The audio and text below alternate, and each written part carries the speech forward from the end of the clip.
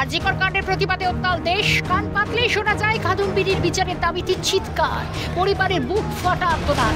ঘটনার প্রতিবাদে রাস্তায় নেমে বিক্ষোভ রাজ্য থেকে শুরু করে দেশবাসীর। মহিলা চিকিৎসককে ধর্ষণ করে খুনের সুবিচারের দাবি যেমন রয়েছে, ঠিক তেমনি কলকাতা পুলিশের ভূমিকায় উঠছে প্রশ্ন। পুলিশ কমিশনার বিনীত কুমার গোয়েলের পদত্যাগের দাবি উঠছে। সেই দাবিতে ফের রাজপথে নামলেন জুনিয়র চিকিৎসকরা। সোমবারই লালবাজার অভিযানে ডাক দেন জুনিয়র চিকিৎসকরা। আর সেই অভিযান আটকাতেই তৎপর প্রশাসন। বউবাজারে সুবিশাল ব্যবস্থা কলকাতা পুলিশের। প্রায় 9 ফুটে 30 স্তরীয় লোহার ব্যারিকেড তৈরি করা হয়। জুনিয়র চিকিৎসকদের অভিযান প্রতিহত করতে মোটা লোহার শিকল দিয়ে পরতে পরতে মুড়ে ফেলা হয়েছে ব্যারিকেড। অপরদিকে সোমবার বিধানসভায় বিশেষ অধিবেশন, আর একদিকে কলকাতা পুলিশ কমিশনের পদত্যাগের দাবিতে জুনিয়র চিকিৎসকদের লালবাজার অভিযান। তার আগেই সেই অভিযানের আঁচ বিধানসভায় যাতে না পড়ে সেই কারণে কড়া নিরাপত্তায় মুড়ে ফেলা হয় বিধানসভায় প্রবেশদ্বার। বাড়তি সতর্কতা করা হয় কলকাতা পুলিশের তরফে।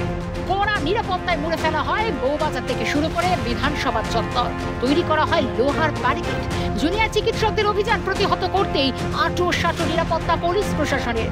তাহলে কি চিকিৎসকদের আন্দোলনকে ভয় পেয়ে আয়োজন পুলিশের? ক্যামেরায় প্রসন্ন নস্কর, জাকি সিং এর সঙ্গে অভিরূপা সাহা, রাজা সাহা, অভিজিৎ প্রামাণিকের রিপোর্ট, ক্যালকাটা নিউজ।